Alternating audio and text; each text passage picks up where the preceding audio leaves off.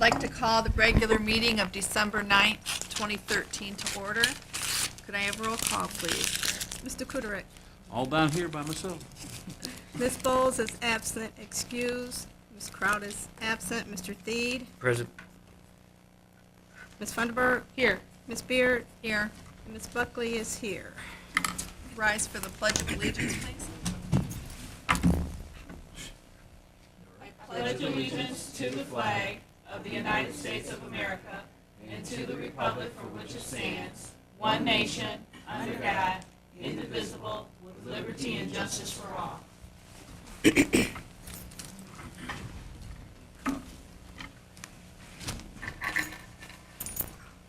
Okay, the next item on our agenda is the consent agenda. Madam Chair, I move that we accept the consent agenda as reported, given. Okay, before we do that, I wanted to let, I need a motion to amend the current agenda, and remove item 9, executive session, from the agenda. Yeah, I'll do that first. I move to amend the agenda to delete executive session, which is item 9 on the agenda. Support. Motion made by Mrs. Funderburk, supported by Mr. Thede, to remove item 9 from the current agenda of the, item being executive session. All in favor? Aye. Opposed? Motion carries 5-0. Okay, I have a motion on the floor for approval of the consent agenda. Do I have support? Support, but there's discussion, Madam Chair. Are you going to read the consent agenda? Yeah, I will. Support by Mr. Kudrick. Okay, I'll read it first and then. Consent agenda. All matters listed under the consent agenda are considered to be routine in nature by the Board of Education and will be acted upon by one motion. There will be no separate discussion on these items. If any member of the board or any citizen requests discussion of an item, that item will be removed from the consent agenda and will become the first item of business under the report of the superintendent portion of the agenda. Item A, approval. To approve the minutes of the Board of Education of regular meeting of November 25th, 2013. Item B, approval. To approve the personnel actions as submitted by Rebecca Peck, Director of Human Resources. Employment of a cafeteria server, layoffs of 8 bus aides, 34 bus drivers, 2 mechanics. C, approval to approve the bills for payment as submitted by Paula Daniels, Superintendent, in the amount of $2,199,873.13. Discussion, Mr. Kudrick. Yes, Madam Chair, there's 3 checks on there I'd like to have pulled from the register for further discussion. Would you like the numbers? Yes. Check number 208151. Check number 20595. What was that, Tom? What number?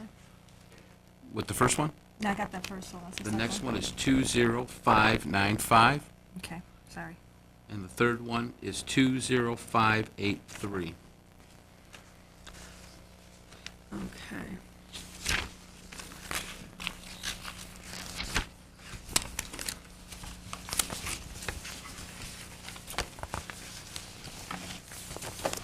I also got a question regarding number B.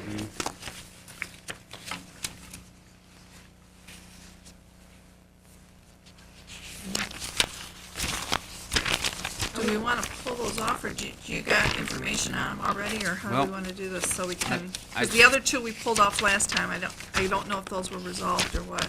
Well, I emailed my questions, and check number 208151 was, I asked to be removed last meeting, Right. and it's back on there today again. And the detailed information I got was for a cooler on wheels and some Gatorade.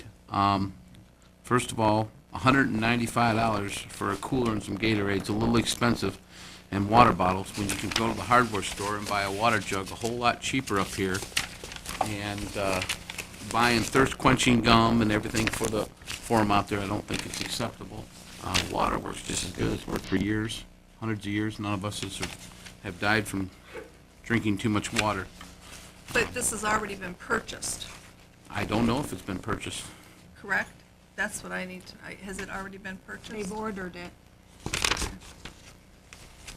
But to buy a cooler, a rolling cooler, when we got able-bodied athletes that can carry a cooler, but you can even go to Walmart and buy it a whole lot cheaper than what they've got it. And are these, this is the other thing I was asking Anna, because I kind of followed up on this one, because it was from last week. Is this the one that we discussed that does not come out of general fund, it comes out of their fundraising money? Fundraiser.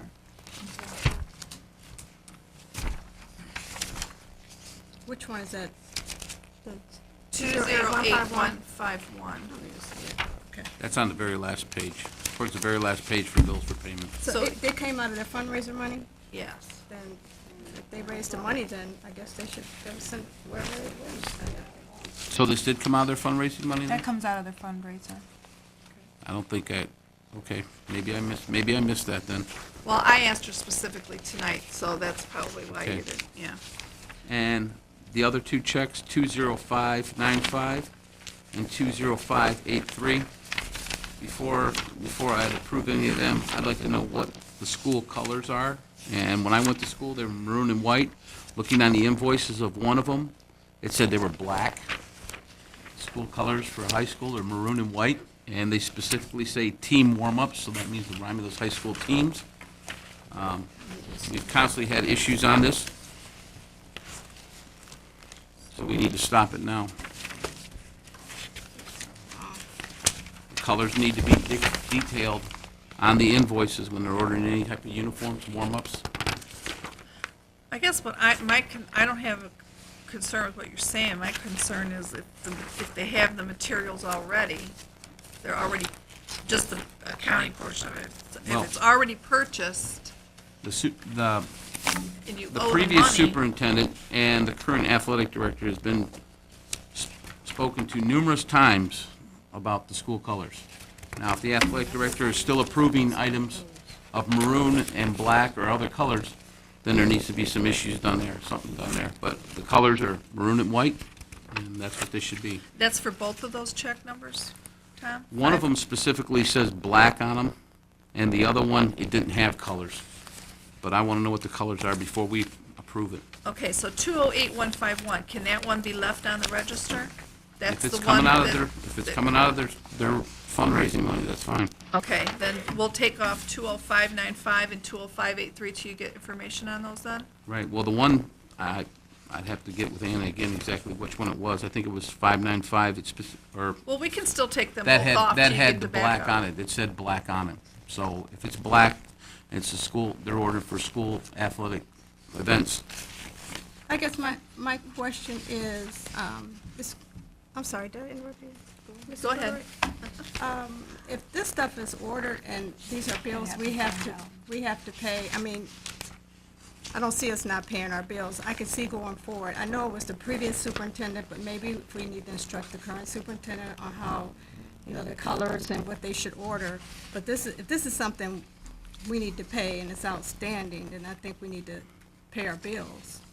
No, I have to disagree with you there, Ms. Buckley, because it's the same athletic director we've had for the several years, and we've discussed it with him, so he's the one that's approving it. The colors are maroon and white.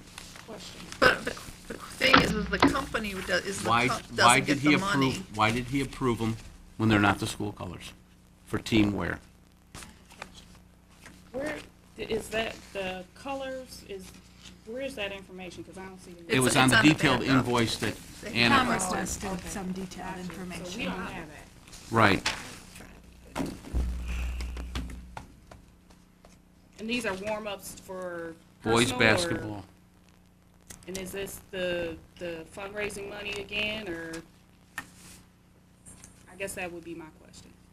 I believe it is, but I'd have to check. Are they If wearing it's the them? fundraising money, then, Are they wearing them, are they wearing to represent the school at a school function event? We had this issue with cheerleaders and competitive cheer. But have we stopped the purchase before the purchases were made, though?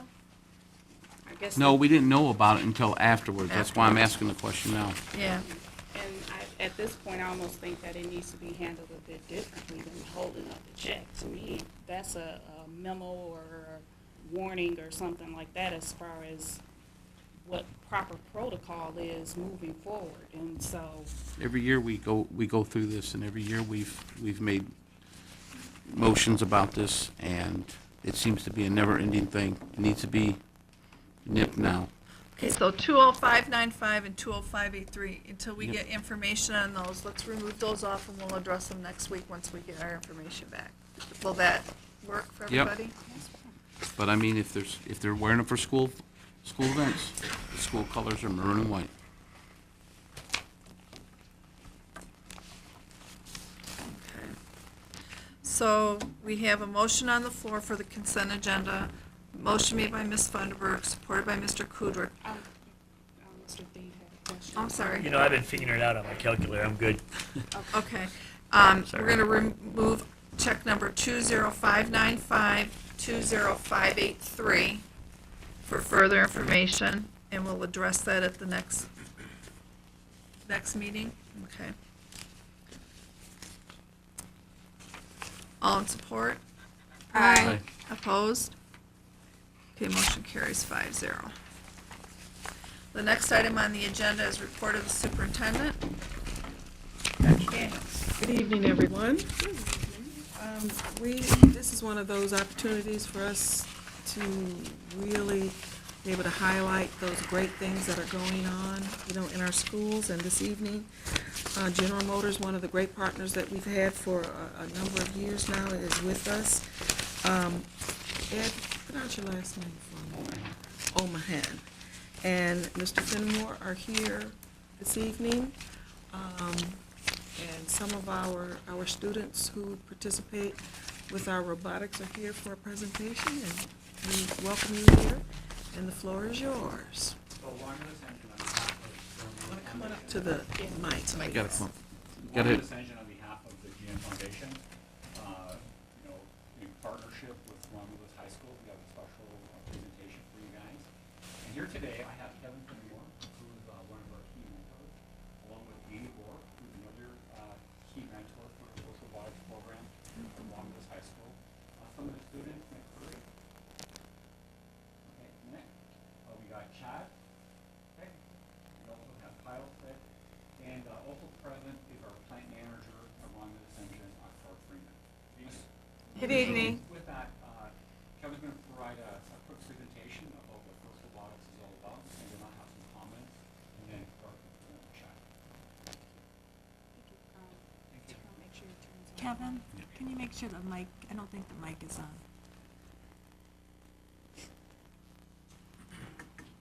It's not on. And you can take it off, it doesn't have. There's a switch on the top. The top one. You can take it out of that stand if you need to. There it goes. Sorry. Good now? Yep. Okay. Evening, everybody. I just wanted to give a quick thing about First Robotics. It's an acronym for inspiration and recognition in science and technology. Pretty much what the program does is in January we get the object of the game and what we have to build, and we have 6 weeks to build the robot, and then we compete in the March-April time frame. So,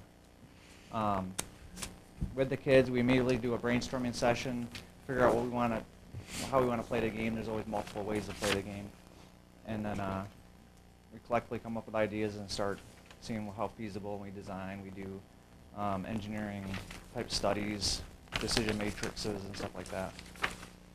So, this is the team. Last year we did really good. We went to 3 local events, and then we made the state championship, and then we made it to the world championship in St. Louis. So you see the St. Louis arch in the back. So the team went there. Very successful. Here's some pictures of the robot and some pictures from St. Louis. And the field this year had 2 pyramids on it, and we had to throw frisbees. So and also climb that tower thing at the end. I got a couple quick videos also. This is working at the school, building the robot in its starting phases to try to climb the pyramid on the corner.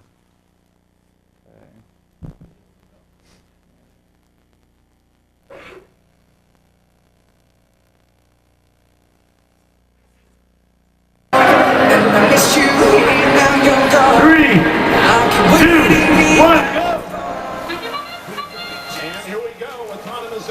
has already begun. Red Alliance able to connect thanks to 326. Now we switch over to the blue side of the field. 639 using their And then after we got to the corner, period now underway. Robots have gone ahead and reloaded, and out they come. see it Shooting long side range. of The team with the funny name at the robot actually 326. shoots the frisbee all the way into the small slot, and that's where the most points are at. Connecting up high, having 3 additional points. So most teams, That's sweet. Can't even throw it that far. most teams will get the frisbees and run up and then shoot it in. We wanted to be able the power to sustain one spot, be protected, and make it in. That's that. Look at them go in. And then the last, at the end of the match, you'll see teams will climb and try to get as high as they can on the pyramid. We originally wanted to climb higher, but we just run out of time and we have issues, so we ended up just climbing to the corner. So. That there is about 4 or 5 inches off the ground. That first rung is about 34 inches off the ground. The pyramid is about 9 feet high at its tallest point. So the team can climb to the 9-foot height. Yeah. Some of the teams would climb all the way up, and if they fell, their day was done. You know, you're, dropping a robot from 10 feet in the air is Yeah. 150-pound robot. So. Okay. We did win a Gracious Professional Award also in the weeks of competition, which was a big achievement. It's meaning working with others, helping other teams out, and doing what you can to interact and support other teams. So it was a great award. We also sponsored a little Lego team, which competes with a little Lego robot. So we do that every year to help support the community in that way. So the competitions, Kettering was our first one. We finished 12th out of 39. Grand Valley State was the next one. We finished 9th out of 40. And then Bedford, we finished 23rd out of 40. At the state championship, we finished 21st out of 64. And then in St. Louis, there was 400 teams on 100 on each field. And on our field, we finished 51st. So overall, out of everybody in the world, we finished 180th out of 2,509 teams. Wow. So we're very proud. To put in perspective, that state championship, the state has currently 200, I think it was 20 teams, and they take the top 64 out of the state. So it's like whoever ranked in the top 64, then you put into another tournament. So you're competing against the best in the state, and Michigan's considered the best state for this program. Great. And then we're almost at the end. Kind of the stuff the program does, it teaches role modeling. The kids learn new skills, working with metal, building things, showing that they can actually make something function and work, write the program to control it. It's where I work, we do machines that build engines. And to me, this robot's just as complicated as any of those machines that we have at work. And the kids are doing it. It's a great program, a great way to see what engineering's about, and even how interacting and setting up travel and fundraising and all that stuff that goes along with it. It's a lot of hard work that the students have gone through. Some of the skills too: mechanical, electrical, programming, teamwork, problem solving, critical thinking, business models. So, and then for the final slide, nationally 53% of high school students go to college. Kids that participate in this program is 88% kids go to college, so it's really raises them up. We went for, I think, 7 or 9 years where every kid went to college, and a lot of them didn't plan on going to college in the program that we had.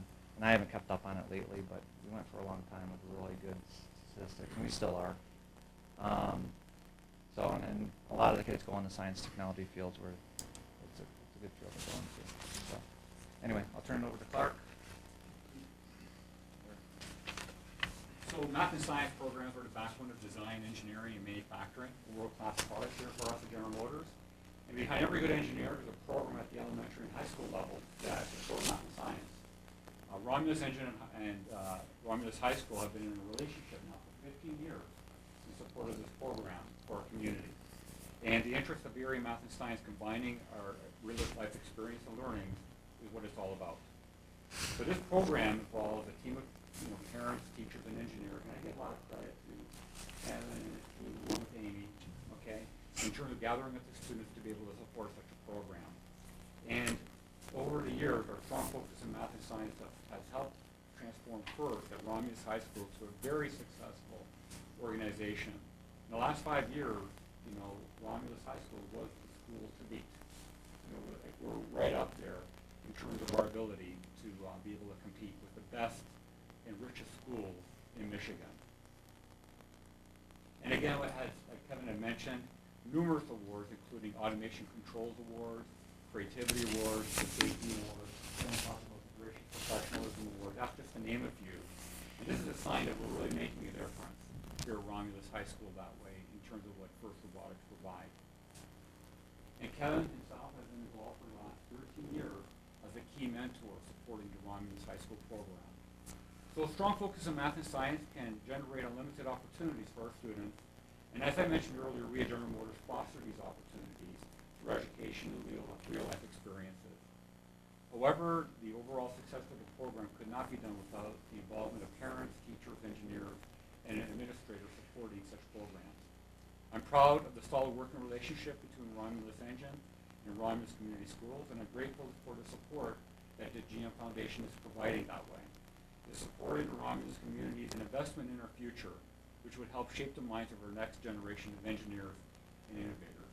With that, I'd like to introduce Clark Freeman, our plant manager at Romulus Engine.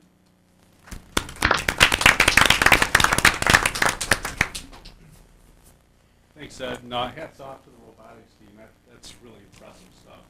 And I want to thank Kevin and Amy as well. Several hours volunteered outside of your normal routine. That statistic, I think, is huge. The second one on here, as far as involvement in this program and percentage going to college. It shows the power behind it. We're very gratified at Romulus Engine Plant to support our communities in a variety of ways. And as Ed said, being a manufacturing plant, ever-changing technologies, processes, we hold education at a very high priority, and it's really to ensure that we can develop the skills required for tomorrow's manufacturing world. So with that, we'll get to the punchline. I'm not sure who's taking the money, but I guess it's to the I'll take the money. Okay. Are you the treasurer?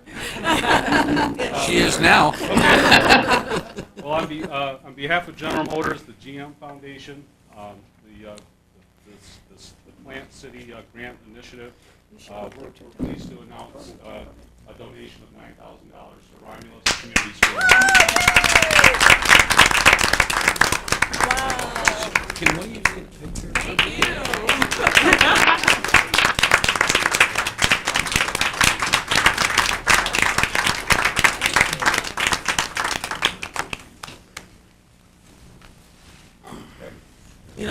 We thank you all for coming out so much, and we just appreciate this partnership. In this day and age when you can't make it alone, it's great to know that we have partners, like General Motors, and it's very exciting to know that we're pushing the sciences because that's what it's all about, and that's what our future is about. And we appreciate seeing our students from Romulus leading the way. And again, we thank you.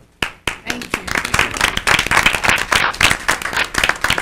Madam Chair, just one thing. One of the biggest things I think about the robotics is not to get the students involved. It's actually the ones that graduate. They just keep coming back, don't they? They just never leave, right? So it's actually to get them to go home, right? But you guys do a great program. I've met a lot of the students in there, and they seems like they're so wound up about it, and some of them still talk about the fun that they've had when they were in high school. I think you had once you get one family member, it seems like you get everybody in that family with it. So it gives an avenue for folks that maybe not be an athlete or something like that, or in the band, so it's a good thing. I know there's a couple of young men over there. Mr. Fick I had when he was 8 years old as a football player, so I'm glad to see he's involved. Thank you. I got a question for the GM people. Are you guys revamping or retooling over there? Yeah, there was an announcement, GM made an announcement this past April for a new engine program at Romulus Engine. So we're currently we just finished building out our V8 engine line, and we've got a remaining engine line that will be building out in March of 14 in the first quarter. But there's a lot of activity already taking place preparing for the new engine launch. So we're excited about that. It means obviously a long future for Romulus, and our intent will be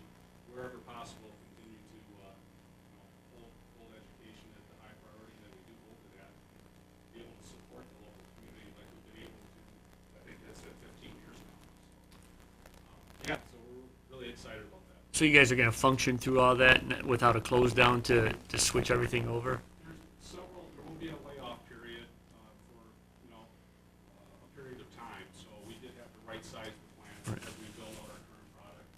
And then we'll be going through a phase in 2014 of basically clearing the plant and installation of brand-new equipment for the new engine program. So there is a trough, so to speak, towards the latter part of 14, we start heading back up. But it won't affect the robotics program at all? Okay, great, thank you. Thank you very much. They give their time and money. It's very great. That's what I'm talking about. Perfect kind of partnership. Dr. Daniels, Yes. might be a good idea if somebody's got a camera to get a picture of you and Yeah. the GM. Oh, yes. So if we can get them real quick. Could we get a picture, please, before you leave? Somebody get a picture? The plant manager and stuff, I mean. Where's the? John, go represent. Come back. Come back. Just, you can stand right there in the hallway by the door, they can take a picture, it doesn't matter. Yeah.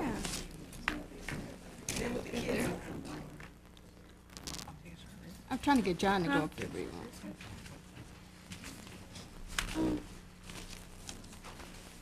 I'm trying to get John to go, but he won't go. John, go. Yes, you need to go get the picture. Get Dr. Daniels in there too, Rebecca. I think she's already in.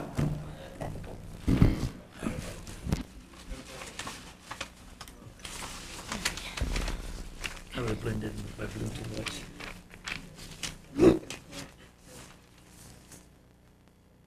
That's a great picture right there.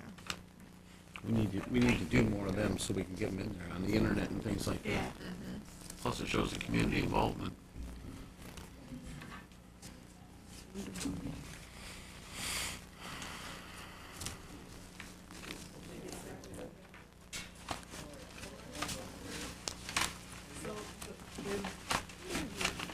Seeds were planted at Corey.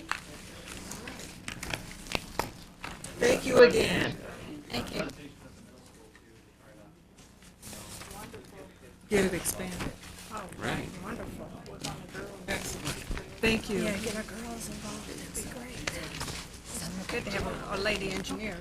They had quite a few girls at one time over there. They did. They did, A few years ago, they did. well, all the poets. Yeah. Okay, next on our agenda, I'm going to turn it over to Mrs. Pack. So the next item is the approval of the Local 3422 agenda, which is for the paraprofessionals. The paraprofessionals negotiated with the district and have come to terms on a settlement agreement that includes a 10% wage reduction, a continuation of the concessions that they gave in the last contract, which is a half of an unpaid day, Friday before midwinter break, as well as the cessation of longevity payments. This is a 3-year contract with wage reopeners each year. It was a lot of hard work. I certainly appreciated the pairs coming to the table and working with the district, and I present this to you for ratification tonight. Okay, could I please have a motion? Madam Chair, I'm sorry, Okay. I we'll believe wait I- the motion yeah, and we'll do okay. conversation. okay. Ready? Yep. Okay. Make a recommend a motion to move that the Board of Education approve the ratification statement agreement as presented with Local 3422 for the 2013 through the 2016 school year. Support.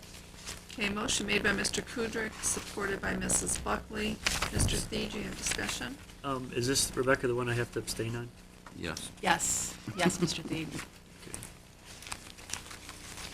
Do you want me to clarify for Yeah, you? yeah, yeah, just for that. Mr. Thied has to abstain from voting on this due to a state law that went into effect in, January 9th, 2013. yeah, January 2013. It also affected Mr. Kudrick when we had to do the maintenance and custodial. But any person that would have any family members or financial gain inside a bargaining unit that we're making a decision on, they have to abstain from voting on that unit. It is a state law, and it's Public Act 606, if anybody ever wants to look at it.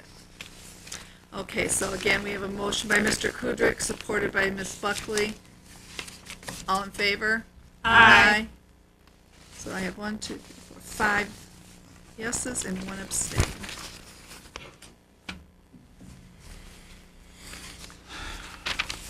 Okay. Thank you. And thank you, Roxanne, and your negotiating team. All right, Rebecca, would you take the next one also, Okay, please? I'm gonna take the next one. The next one is a review of the security proposals that were submitted to us. There were 5 companies that responded to our request for proposal when we went out to bid for the safety monitor security services. We have selected one, which we provided for you in your board packet. We are recommending Teach Out Security. Of all of the companies, they offered the best wage compensation, they had the best training program, they had the best references, everything came together for them. That is the package that we are recommending to the Board of Education tonight. The savings on that, in the first year, which is essentially half a year, is about $126,000. Moving forward, it stays in line with about a 53% reduction in cost for 8 security, 8 full-time security guards, about $225,000 a year. We do have a representative from Teach Out Security here tonight, Thomas Gruno. He's the Executive Vice President and General Manager of Teach Out Security. He's here to answer any questions or to be part of the conversation if you so choose.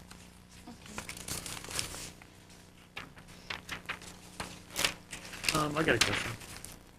We're also still keeping our 2 police officers? We currently have them still listed in our budget. It is something that I would like to bring up for some discussion at some point with the Board of Education as we move through our budget. But yes, this does not include the replacement of those positions. And also in the DEP, was this listed, we had this listed somewhere, correct? We did. Under what topic? Under what heading it was under? You know, I don't have the DEP with me. It's a non-instructional service. It's under a service Is it function. instructional support services? Yeah. It was on the non-instructional, but it was for the 14-15 school year originally. Yeah, but do you know what it is on this DEP? It was about where your fingers Is it are. instructional staff support? I see pupil support, classroom instruction, school support, business admin, transportation, central admin, Which one? other. Are you looking at the 13-14 or the 14-15? I'm looking at 14-15, but I can't find it on either. We moved it up to the 13-14. It was on the 14-15 originally. What's it under there? I don't have mine in front of me. I don't have Do mine you right have here, the but it right amount? was security. It was, pretty sure it had security on it. Because I'm trying to look at the year 1, 2, 3, and 4, and I can't find these figures on the DEP. I can't find 423,000 anywhere on the second year of the DEP. So I don't know how it's on here, on one cost, and on here, I can't find it. I should be able to match this identical number. I can't. Not even somewhere close, I can't. And then I'm trying to add up the figures with the security company, that if it's, I'm just trying, figuring like if it's $240,000 for our first year here, and $114,000 with this company, and they're paying people $11 an hour times 40, that's $440 a week, that'd be a $22,000 salary, which would be $160,000 times 7 people, and if a security officer supervisor is making more than that, that's gonna be $22,880, which would be an additional $26,000, but they're only charging us $114,000, that would cost them $190-some thousand. I don't understand that. Where's that cost coming from? I don't get that, because if they're hiring 8 people, those salaries would be more than what we're getting charged here, and I don't understand that. You know what I'm saying? Anybody? I I'm understand. trying to get an idea of this, how this works out, because I added up our security officer pay times 52 weeks, which would be their salary, and I know benefits, but that's not coming nowhere near the figure I have up here for what it costs security. We're not here for Our safety monitors work 180 days, so all of this is based on 180 days of employment, plus additional work that they do throughout the year, whether it's at athletic events or. So they don't work 40 hours a week? Some of them do, most of them don't. So then that would be a lot less than what I figured than on there, because I added all these people at 40 hours a week. So that'd be a lot less than what we're saying it cost here in week 2. So are you questioning the amount that it costs us to? Yeah, Okay.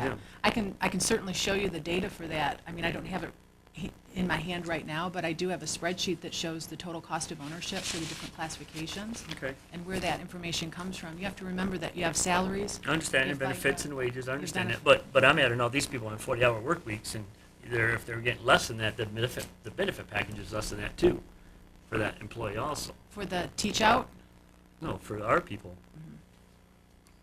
I mean, I'm looking at both numbers, maybe I'm adding it as a common sense way maybe, but So.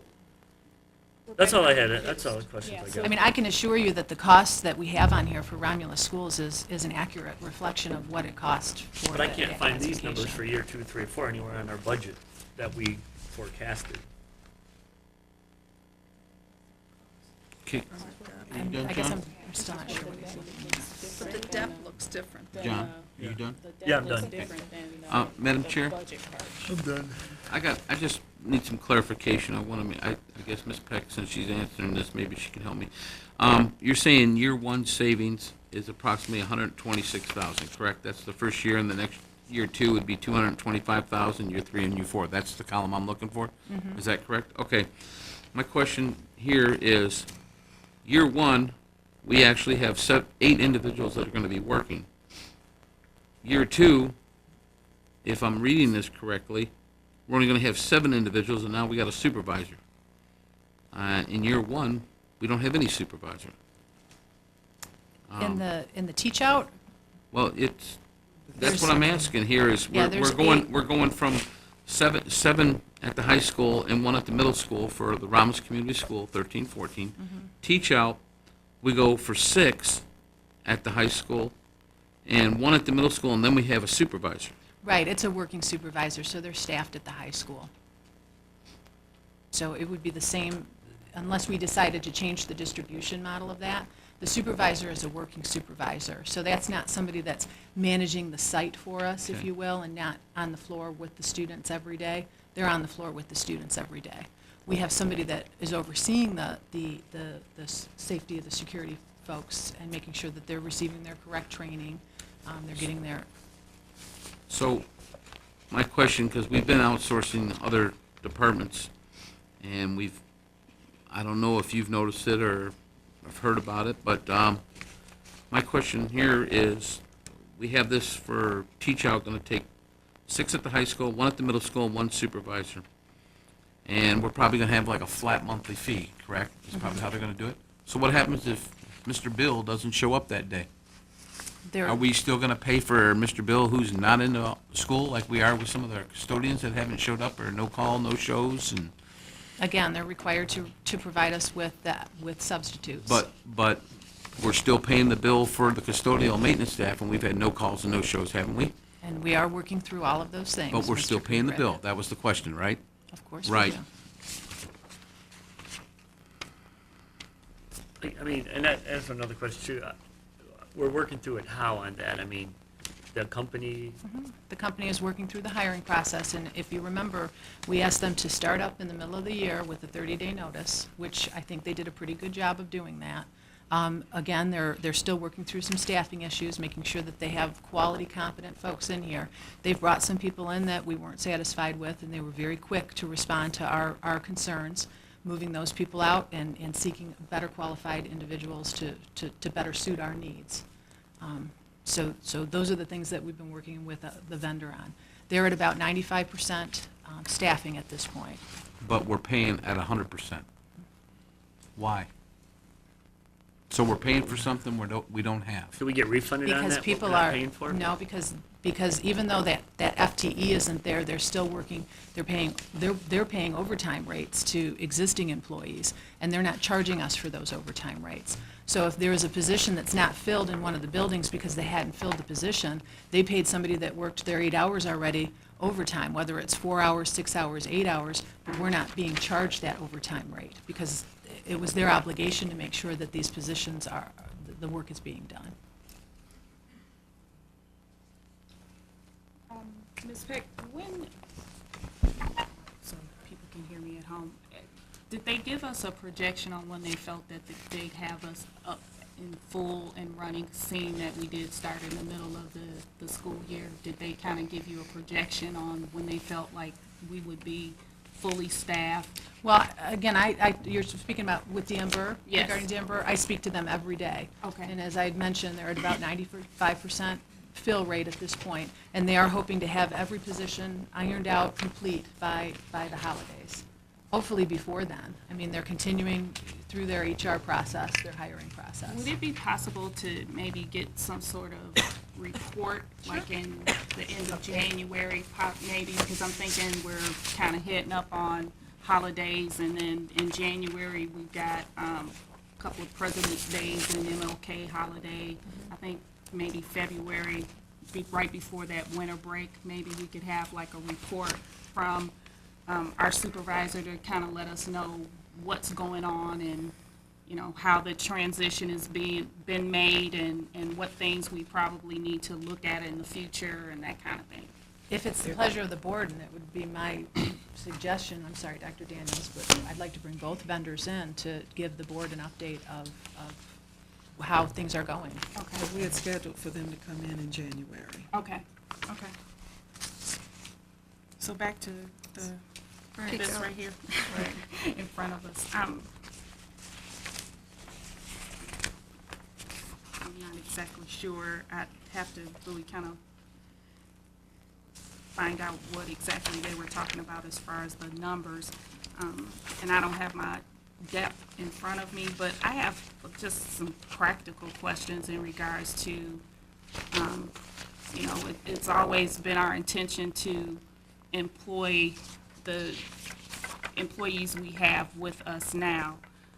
What are your practices as far as, you know, filling the positions, say, for instance, if someone needs to sub or someone on our side retires? What is your practice? Yes, please. Thank you. First of all, thank you all for having me. Is the mic on? At the top button, sir, on the back. Okay, it's on. You can take it out of the holder if you want. Forgive my voice, please. Little laryngitis. I'm a football coach also. I don't always Ohio sound like State, Mickey though, Mouse. right? No, Ohio State, my friend. Your question, our practices, our firm always has, I think, let me make sure I understand the question. If someone doesn't come to work, they need a day off, they have a doctor's appointment, whatnot, how does that position get filled? Yes. We have a variety of ways to do that. Primarily, we have a reserve pool of officers that are trained, specifically trained to this facility. That's done at our expense. Also, we have what we call road supervisors or lieutenants that are also fully trained at this facility who don't work hourly positions anywhere in our organization.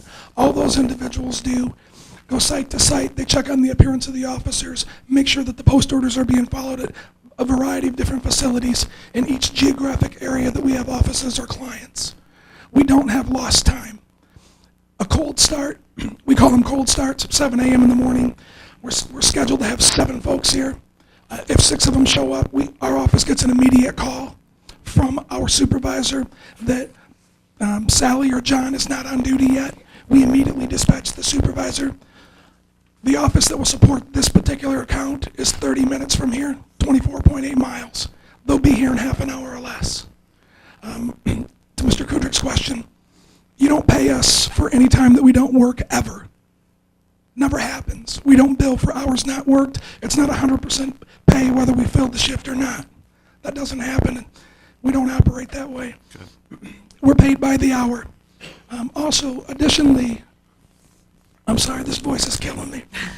Additionally, athletic events, extracurriculars, school dances, anything like that that's a request of your district, of us, we fill that with people who are trained in either event security, who are trained at your facility, they know your student dynamics, and our folks go through very specific K through 12 security training. Anybody that's assigned to your facility. We went through all that in the proposal that we delivered. We've been very successful with that program. Our director of training is a 32-year retired Saginaw City police officer who was a school liaison for all that time. We think it's a very good program. Talks about student manipulation practices, separation of contact, student record privacy, verbal de-escalation skill sets. Our officers are trained in how to apply those tactics. Did I answer your question, ma'am? Pretty much, yeah.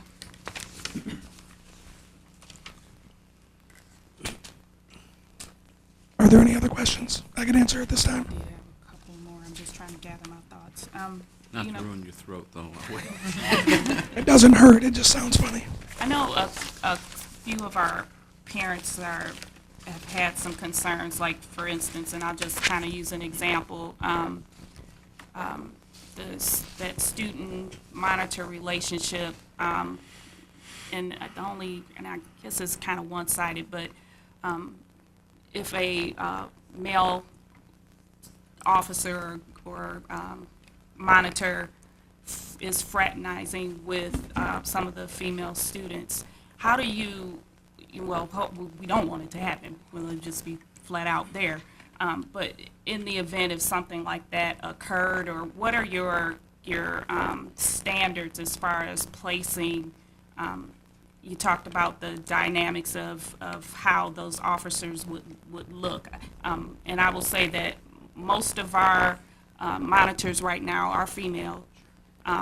They mother our kids and they take really good care of them, and so, you know, kind of, and I don't know, I guess I'm hearing that we'll probably have mostly male monitors. I don't know. How do you, and not that we can even get into, because we run into things like, you know, the equal opportunity employment and that kind of thing, but what type of screenings do they go through? So I guess being a little bit more specific on how that selection is made on who we get.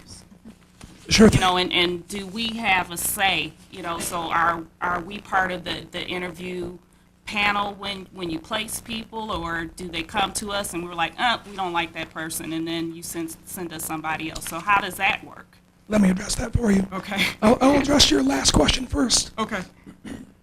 If the board or the school principals choose to be involved in our selection process, as long as it doesn't impede the expeditiousness of placing that person, we don't have a problem if somebody sits in and wants to see who we're selecting or what the selection criteria is, because it's more strict than any proprietary place we've ever taken over from. They're fingerprinted, they're backgrounded, they go through all the checks that a school system puts people through. It's state law. You can be a police officer with specific convictions, but you can't be a security officer in the state of Michigan. There are higher standards with regard to what your background looks like. Secondly, male to female ratio, we hire for fit. Okay. We hire for fit. If we think we will ask for, if we become a vendor of yours, we will ask for critical incidents, the involvement level. What are the percentages of involvement of your female student population versus your male population? If we need 4 and 3, that's what we'll do. We are very specific to the facility that we're working at. Okay. Anything else? I'd also like to just, if I could, one more point on your first question. Okay. We are, the people at this table are education experts. You choose administrators, you approve the hiring of well, anyone in the district, but you approve the hiring of teachers and educators and administrators. We are security experts. It's what we do for a living. We can write a security protocol program for any facility anywhere in the country. That's what we do. We are security experts. Because of that, we're able to be security experts in a healthcare facility where verbal de-escalation skill sets and HIPAA laws and regulations have to be monitored and followed very specifically. The same thing applies to the school security and safety programs. Again, it's the right selection of the individual with the right program, collectively with input from the school board or the individuals that we have contact with, the principals in each district or each school. We collaborate with them, we put together what's the best program for the school's policies, and we implement it. And we implement it fairly and across the board. Complacency sets in sometimes with school safety officers. They get to know the students too well. We've experienced that as well. We have things in place that try to prohibit that. When Johnny, everybody uses little Johnny. When Johnny comes to school and he sees Bill or Sue in the corner, the school safety officer, and they just give him a wave even though he's in the hallway 3 minutes after the last bell has rung. We avoid complacency. That also applies to the reserve pool of officers. It's not somebody brand new who comes in 3 times a week. Our retention rates are exceptionally high. Do you appoint your supervisor to, because we have a climate committee in our district, do they provide input in that as well, or will they be, and I guess that's probably something that I would probably need to ask Ms. Peck, is that a committee that particular person would actually be participant in, of helping us, create and maintain a certain climate, and just you getting to know us getting to know your company, Absolutely. and that kind of thing? Our supervisor will be involved in any area committee or planning session that the board or the principals at the schools feel is beneficial to the student population, to the school, and to our team. Okay. All right, well, we've talked about the job part. We have questions on the money part. Madam Chair? Go ahead, Mr. Kudrick. I see in your proposal here, it says you recommend a soft look uniform. You're talking so it would be a teach-out security shirt, I imagine, and probably everybody would have the same color pants. Is that what you're? Absolutely. It's very uniform looked across the So board. everybody, all of them would be the same, and Some districts need the military look, a very stern, very unapproachable look. Some districts don't. Some districts, we wear a blazer over top of the uniform, very approachable. The colors of those blazers have a direct impact on approachability. Authoritative colors are maroon and brown. Approachable colors are navy and light gray or maroon color as well. And I know you like maroon. yeah. Mr. Kuderick, when I spoke with Wyandotte Schools, who was recently contracted with Teach Out, one of the things that they were sad that they did, or one of the decisions that they made that they regretted and they're changing now, is they went with the hardline look, which was the white shirt and the patch, and it just looked like kind of a military state. So his recommendation to me was. No, I was just go with making the sure. I hell was look. making sure I was reading it right.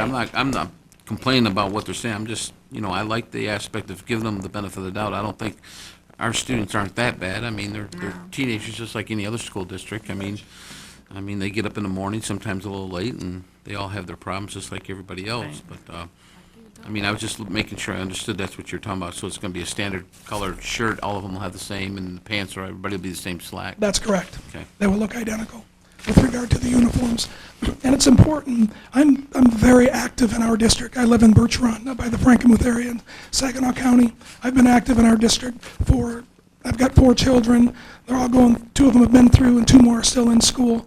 I've sat on multiple committees to hire our superintendent, our strategic planning session, student discipline, all types of things. And I've been a football coach there for a long time.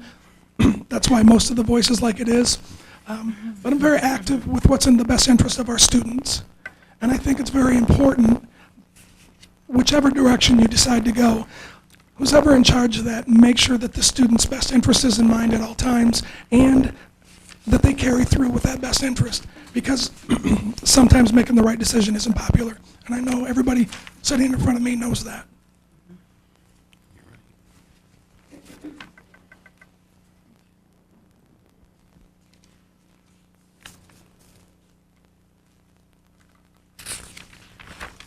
So Rebecca, I just have a question for you. We have 2 columns here. One is the one that you're recommending, the middle column, and the other one is with modifications to it, with the It is. savings when bids grade. So what I did is I kind of took the lead from the board from our previous discussions with regard to privatization.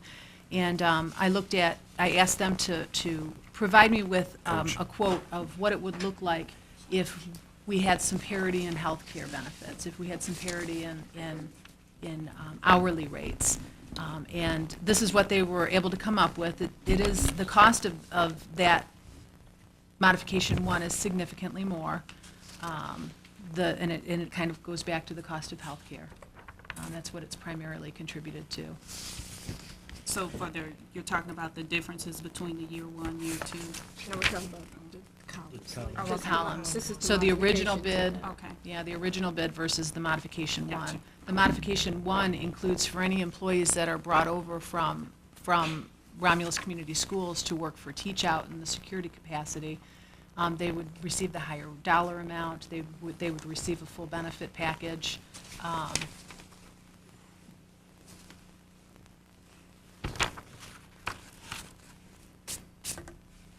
So I was trying to be a little bit preemptive, if you will, just to give you that information, just to take a look at, see if that's something you wanted to consider as well. Once the data came in and the cost savings were reflected, Dr. Daniels and I spoke about this and decided that we would still recommend the original bid. Those hourly amounts are in line with the industry standards. But the original bid is what's in our debt. Yes. Is there a monetary amount on what the difference is between the bottom, yeah, The bottom line of the two.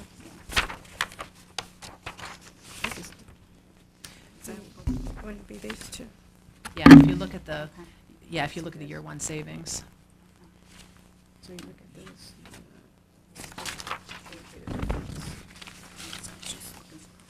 Madam Chair? Like, are we talking 40,000? Mr. Kudrick? It's probably going to go back to Dr. Daniels and Mrs. Peck. Was the folks that are in this unit, was there any communication with them folks to see if there was anything they'd be willing to give up or anything more on that? Or any kind of negotiation at all, trying to see if they could reduce costs to save their jobs? Well, we don't bargain with classifications, we bargain with the whole bargaining unit, and Well, there's not too many left in that I bargaining unit, so. understand, but the negotiating team for AFSCME did not come forward to my department, or they did not ask me. Did your department entertain, did your department send out a memo saying you'd be willing to talk to them or We anything? sent out a request for proposal to the AFSCME group. Okay. They received the request for proposal package.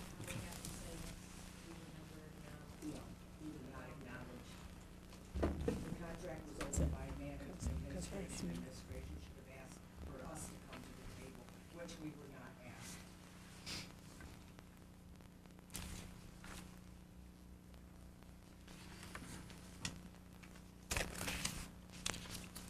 So what do we need to do from here, Madam Chair? Well, we have I guess we need to go through the motion and see what happens. Well, I think too, I mean, we still have the school resource officers too, I think. I mean, how do they intertwine in this whole thing? They're considered security too, aren't they? He's talking about the Armed police security. officers. With the Those liaison? are Police officers. That's our, Liaison. Yeah.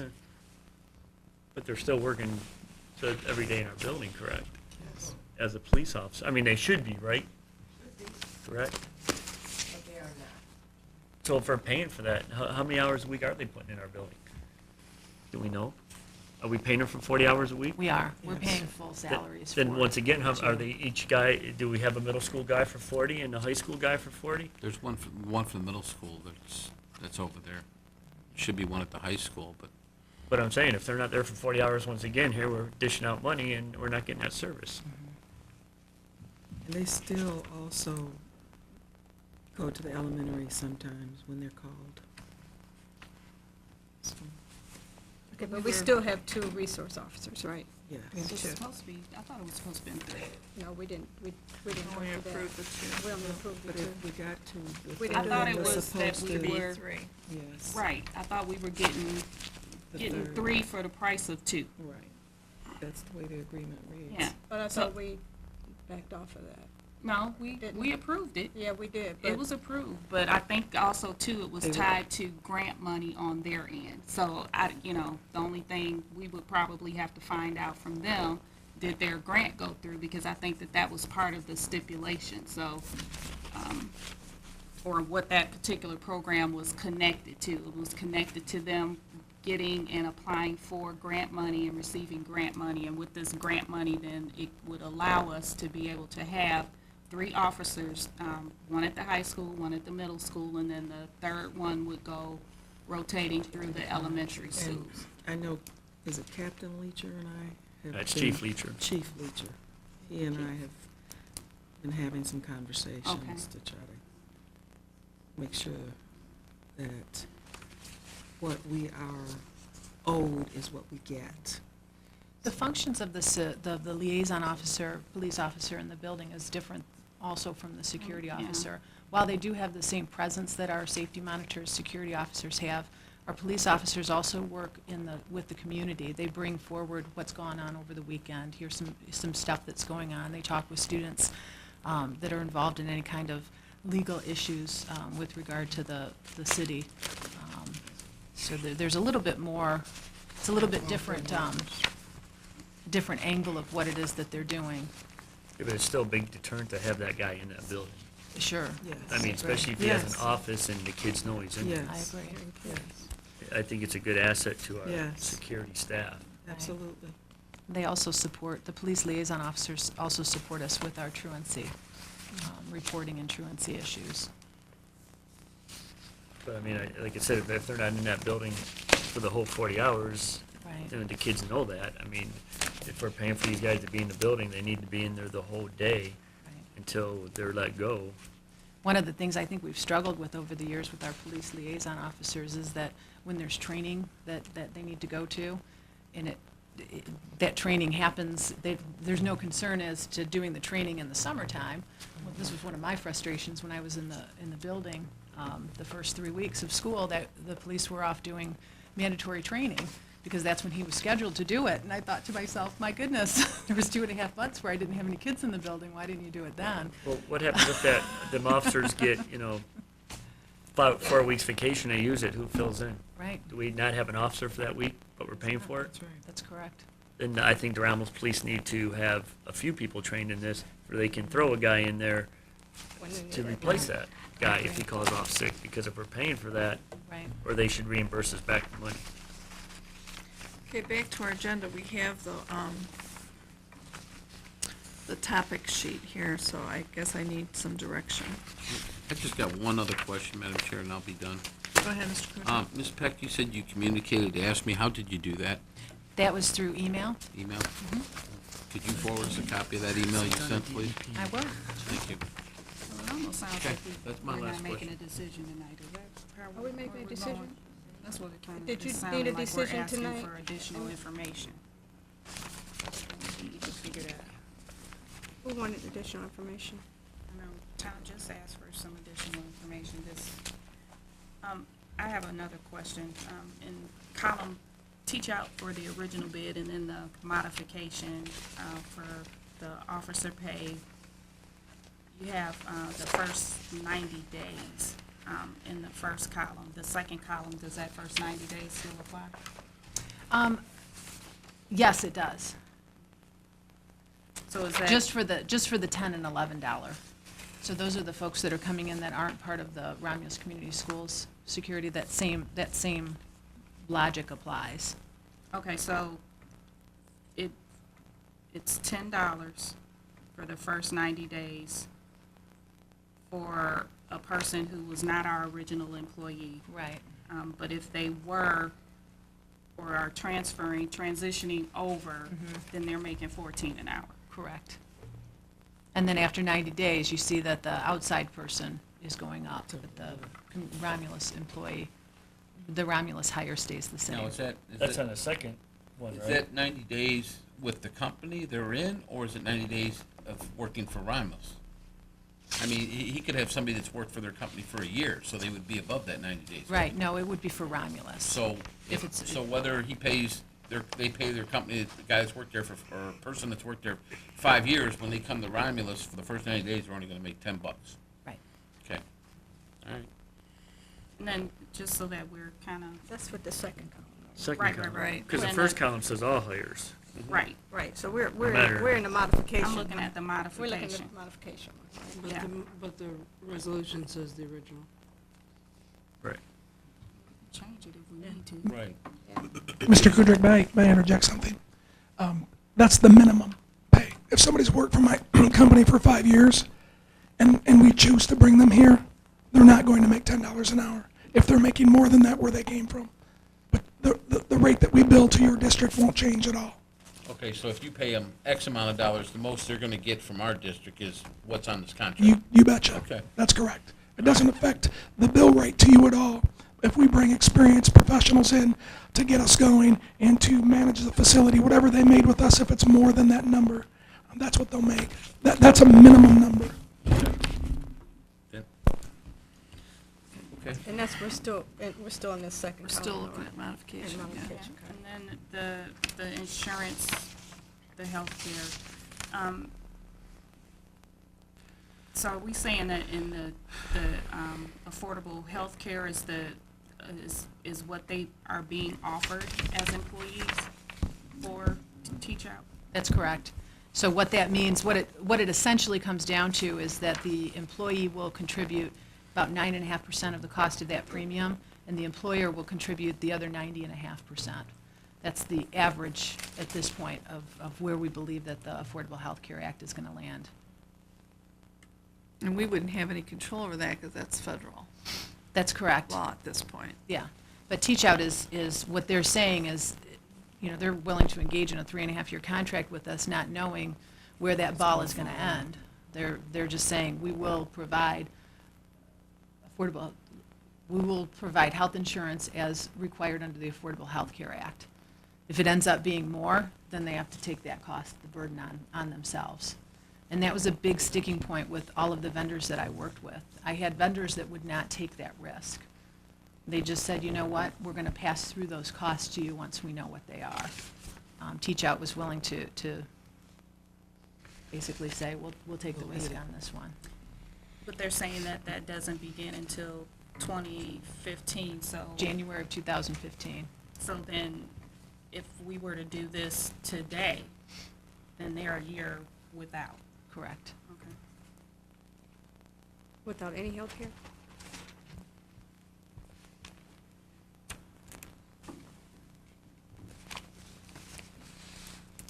What is the RCS hires in the modification column?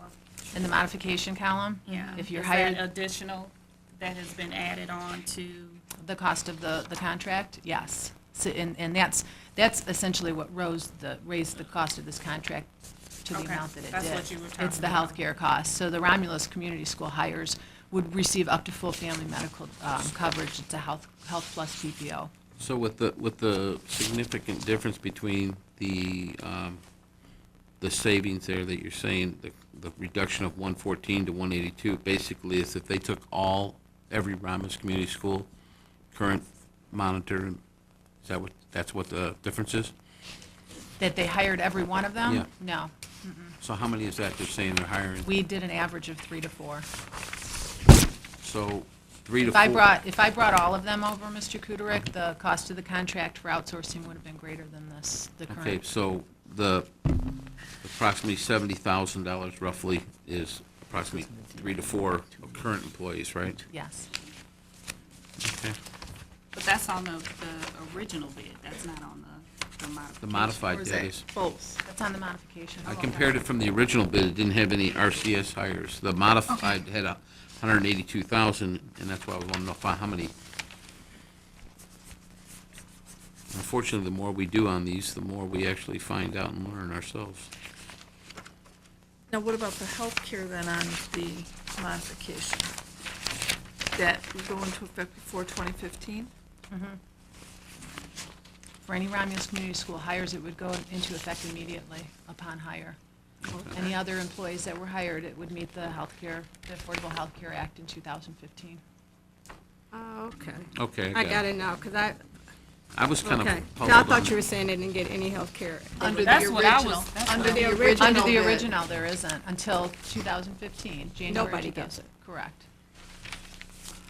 Is that, Tom, am I speaking correctly on that? That's correct. Under the original bid, we are, all employers, as you know, have been delayed till January 1, 2015 for their supply for the ACA, for the employees portion. We have our insurance agents who met with all of our employees. We have just over 500 employees in Michigan. The two programs that we provided for our employees have been deemed non-qualified by our government, so those policies were all eliminated. They no longer exist. So we send our employees for the next 12 months through either the bronze, the gold, the bronze, the silver, the gold, or the elite program. Those employees have the opportunity at that point to buy from the state exchange. January 1st, 2015, it becomes our obligation as an employer to provide them that benefit. All right, I understand it now. Okay, I need some direction.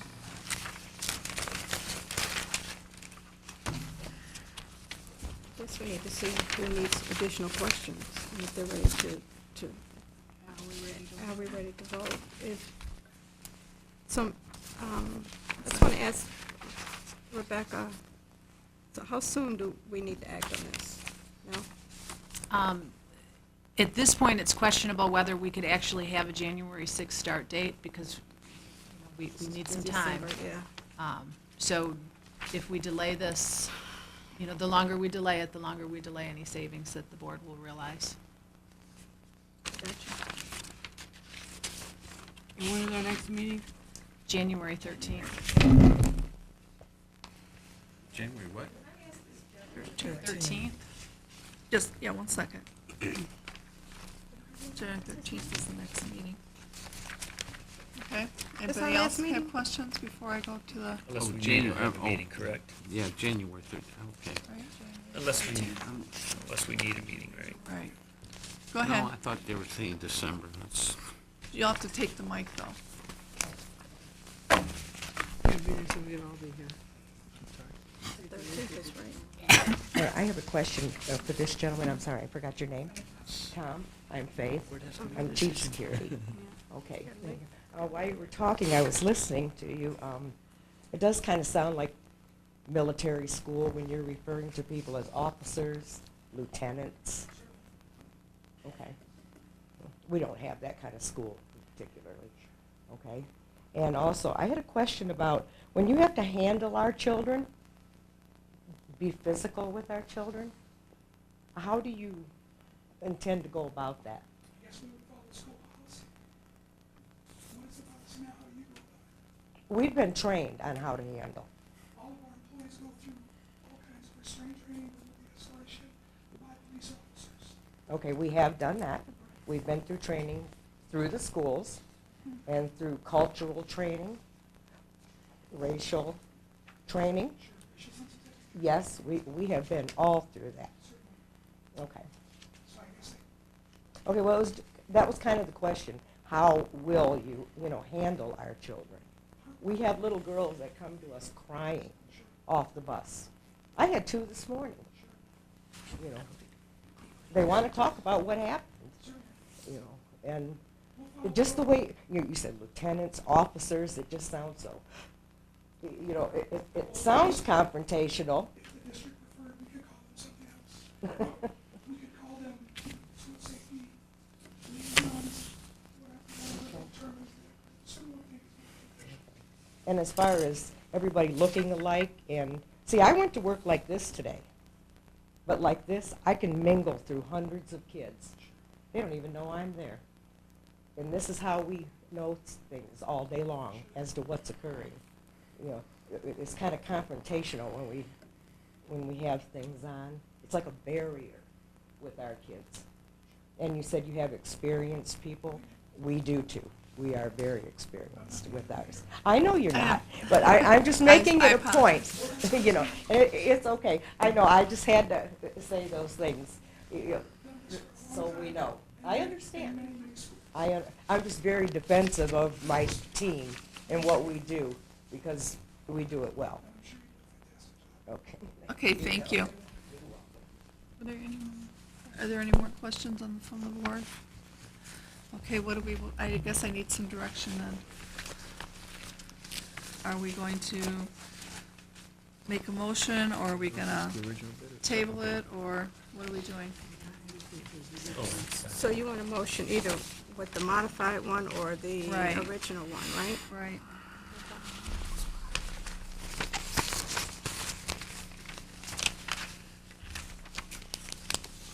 Now, if we went, I just got a question, Rebecca. If we went with the modified version, we would have to make up the difference somewhere in the depth, right? Correct. And the difference would be what? Almost So we're about trying to- 70, 700, about 70,000, 70,000? 72,000 roughly. Seems like it's more to me than that. Is that all it is? No, it's about, he, About 60, yeah. That's for the first year, which is a half a year. right. Going forward, it goes from about a 53% reduction to about a 25% reduction. Cost of that is a little over 100, maybe 100 and, almost $120,000 A year. a year. That we'd have to figure out something else, right? We have to find our expense cut somewhere else.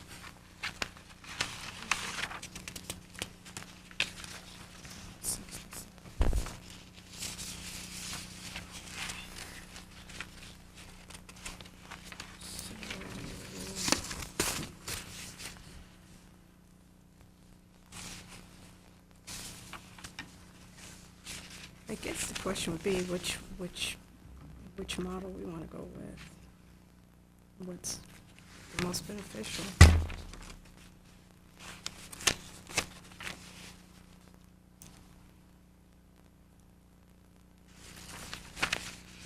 I'd say if it did it, the modified would give our current employees the best. Kind of where Yeah, I I'm was at looking, now. if it would give them almost what they're, at least salary-wise, what they're making now.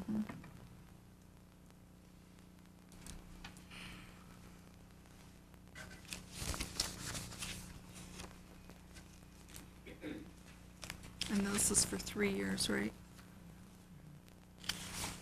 3.5.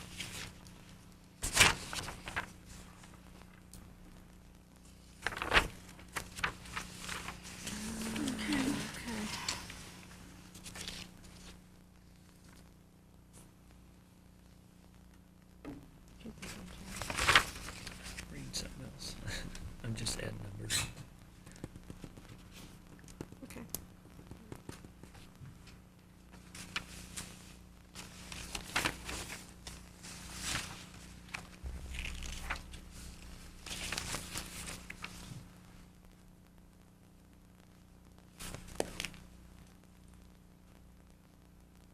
And administration is recommending we go with the original bid, correct? Correct. It's the maximum savings. Pardon me? It has the maximum savings. I understand.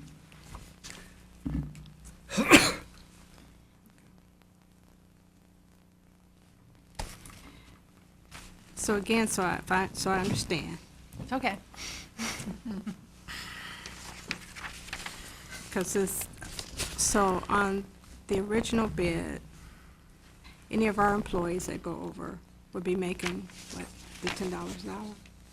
No, they, On the original. On the original original. bid. The original bid, that's what I'm They're making saying. 11. That's the difference between the original bid and the modification. Our employees, anybody new would make the 10. Our employees would But- make the 14. but Ms. Buckley, if we went on the original, any of our current employees that they did hire, they wouldn't get any medical benefits. On the modified one, they'll get the medical benefits. Will they?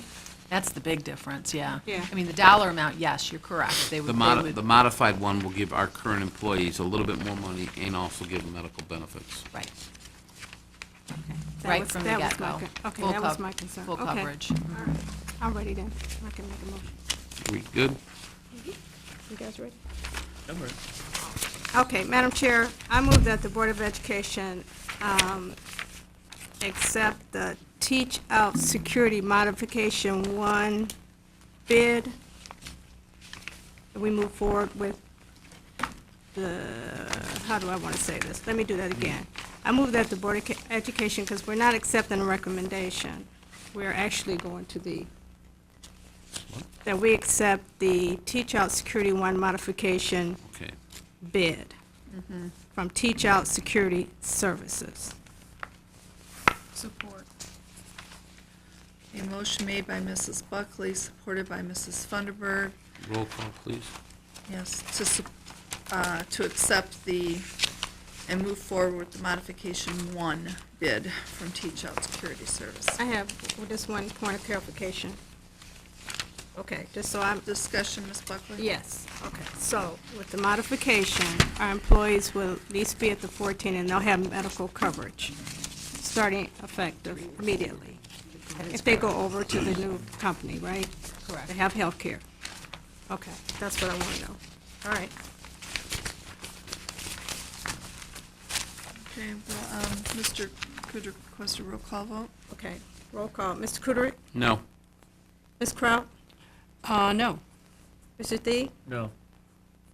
Ms. Buckley votes yes. Ms. Funderburg? Yes. Ms. Beard? I was a yes. And we have a split vote, so it doesn't go anywhere.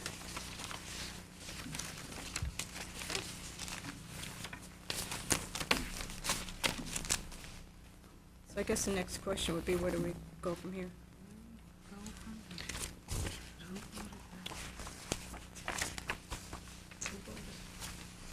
We have 3 noes and 3 yeses.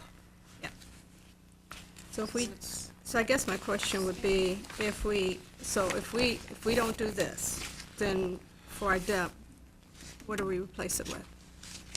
You have to go back to the drawing board. Okay, we go back to the drawing board, and what does that mean? You have to go find something.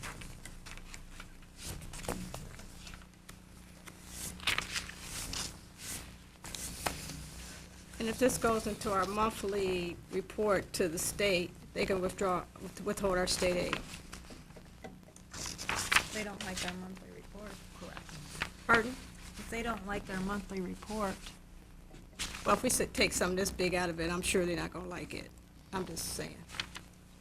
So that would probably be my guess. Correct. And the monthly report's due the 31st of this month. Do the 31st of January? Yes. December. No, of December. December. I'm sorry, December. This is December. Okay. And can we get a breakdown on how these numbers, like our cost per day, with the hourly rate and how many hours they work, how that wraps into that number? We You want can- me to email you the spreadsheet that we use? Yep. Sure.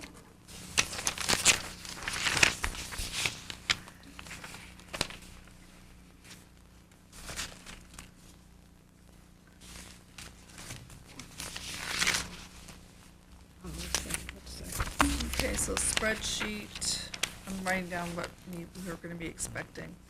The email from ASME, email of the spreadsheet with breakdown, correct, John? Yes. On current rates? I'd like a spreadsheet how this was made. Okay. How How did the we figure bid we're was- paying this a day and Okay, was, you have that right, Rebecca. Oh, yeah. All right, I guess you have to put this vote back up. we probably will end up having a special meeting, I'm sure. Okay. Next, we've had a moratorium on field trips, and right now, Durham is ready to, go back forward, and we've been missing some real prime opportunities for our children to participate in various activities, and I would really like to have us lift that moratorium so that we might go back and be able to offer field trips as a learning opportunity for our students. We also have some things that are, immediately at hand. So, if we could get that taken care of, that would be great. Madam Chair, I move that the Board of Education accept the recommendation of the superintendent to lift the moratorium for field trips. Support. discussion? Oh, Go ahead, Tim. Okay, motion made by Mr. Buckley, supported by Mr. Funderburg. Mr. Feed? Basically, how many mechanics do they have in the garage now? How many did they bring over? 2, I believe. 2? That'll working every day? 2 mechanics? Okay. And, if we approve this, can we make sure that the field trips come to us with much more advancement than they normally do, like we've asked before? Yeah, well, we've Instead of like moved- a week beforehand? We'd or- moved towards, since I've been here, unless it was just an emergency situation, if I didn't have it with adequate lead-in time, I sent it back. Okay. I didn't even entertain it. The emergency ones would be like a championship with a sports team Yeah, or different things a- where, you know, something came up and it just, we didn't have a lot of lead-in time for it exactly. Is this going to increase our costs, though, as far as replacing buses or for drivers? Well, what we're going to still do is be mindful of, you know, our fleet and making sure that, and it's included within our, you know, our contract. You know, we're very mindful of the fleet. So, you know, even if there are trips that, you know, are those long distances, you know, we might not use our fleet. But we just are trying to get to the place where we, especially in those opportunities that are more local, you know, we really want to be able to allow the children the opportunity and students an opportunity to participate. But I thought we were trying to let the taxpayers know that we're trying to eliminate a budget deficit and that we're cutting everywhere. And we still are, you know, which is why in some of the areas, if we need to use not our fleet, you know, we'll have that flexibility to be able to do so.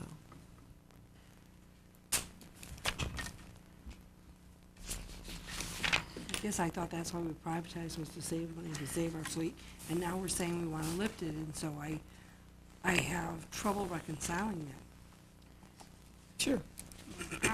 One of the bigger issues that we had earlier in the school year was our inability to staff the buses that we did have.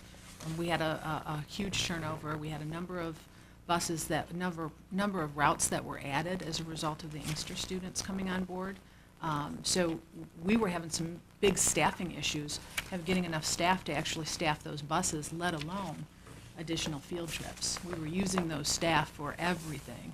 We didn't have the resources available to do the field trips. That was, from the personnel side of things, that was our struggle. I think one of the other conversations that the board had was these longer distance. We talked about 25-mile, 30-mile, 40-mile, 50-mile. Maybe that's a good discussion for the board to have in a study session as well. Some of the field trips that we're talking about right now are very local. They're very small. They're within, many of them are within the boundaries of Romulus. I mean, I have a request right now in front of me that I got an email from, and I think you guys might have received it too, in regards to the Red Ribbon essay winners. The middle school students and the high school students going over to the rack for a luncheon. Right now, they can't go because we have this thing down where we don't have transportation for them. So, and I don't even know if this is gonna happen, seeing that it's for Right. tomorrow, so. Yeah, But- we still have to approve all the field trips. so, Right, I mean, if it's a but 80-mile these are the trip. type of things that Well, but we've these, been not doing. the more local ones though, like this, We got rid of all of them. I mean. We haven't been doing any of them. No field trips. right, but, you know, but the ones that generally I thought came to the board were those that were of any substance and distance and, you know, out of state, overnight, Bus you usage, know, you those know, kinds if of they're things. breaking down, we have Yeah. to send another bus 80 miles or You know, 60. not That, just the those were the smaller ones ones. that came, but when we did when we Right, did we the, cut it off. when we cut it off, we said all field trips. Right. So it wasn't just, The ones that normally the would ones come to that you. would normally come to us, it was everything. Right. Yeah, I remember when we said that, we did it because of cost savings and it was the miles on the buses. It was the And it was a fleet. lot of, It was there was the a lot of fleet. It was things the going fleet. on, so, we still got the same buses, and if we lift it, we're gonna be paying the hourly wage of the drivers in the buses, so we're gonna be spending the money. I was under the impression, and correct me if I'm wrong, Rebecca, is that with the fleet, we only had a certain amount of buses. And that once Durham was brought on, we would have access To to their their fleet. fleet as well. So then we wasn't could an then issue. take the lift off. Am I correct? Is that That's was my my understanding, was that Mine when, too. if Durham came into play, then it would free us up to be able to use, we have access to the buses that we're leasing from them. When Durham comes over with a bus and brings a bus for, say, let's hypothetically, we approve a field trip and they bring buses over, what's the rate on that? Is it higher than what ours is? Is it a different cost? I was under the impression that It's that in the was part of contract. the lease contract, is that if we're leasing their buses, it's whatever we need to use them for. It's not, correct When it me if come- I'm When it wrong. comes to Durham and Burr, I don't think anything, what my Even if- impression of, I want to see it in writing. Even if the only way we would do the field trip is if we had the resources to do it. We're not gonna go out and pay additional to do a field trip on top of what we would be paying. So if, just like in any other field trip scenario, prior to the lift, if we didn't have the bus available, if we didn't have the resource available to drive the bus, then we had to say no. And most of these field trips, all of these field trips are paid for out of building funds. So, the field trip fundraising that's done at the building level, they pay for that transportation cost. We have a billable amount that we charge, the district charges to the building, or to the club or group that wants to use our transportation. So from a cost perspective, it's a zero already built impact. in. Yes. Yeah, 'cause But it, So what, like, say if one of our principals wants to take 120 kids over to the Romulus Library for some kind of function on reading, is that considered a field trip? it is. Yes, it is. It is. And they have to pay out of Yeah, their- I mean, Yeah. so, I mean, that would probably benefit our kids to, Right. to take them if we have to request a bus, or they're not gonna be able to do that thing. Right. Yeah, because our discussion, I thought, is that we did that because of our fleet, and with, as Danielle was saying, Ms. Funderburg was saying, is when we had our new bus company, that would allow us to be able to do field trips again, because we'd have additional buses. We'll have the resources to be able to do that. So, I mean, that was I thought that was our discussion. Yeah, and I It think was always the fleet, it wasn't necessarily the cost, it was the fleet. I think most like the inner city ones are the thing of coming within our school system. I mean, I like I said, I'm not a big advocate of the Detroit Zoo. I've been on that trip before, and all it is get off the bus, walk for an hour, eat lunch, and get back on the bus, and it is a waste of time. You don't get to see nothing. I could see if you spent 6 hours at the zoo, it'd be different, but the way that field trip operates now, it's a waste of my time as a parent and a waste of school resources, because you're on the bus for 45 minutes, walking around the zoo for an hour, eat lunch for an hour, and back on the bus, along with every other school district. So you really don't get to see the zoo. So there's a waste of paying that bus and fuel and driver. So, I mean, I think we just have to make sure we approve the field trips by virtue of how beneficial it is for the student. Not just to have fun and walk around and see 3 animals and get back on the bus and eat lunch.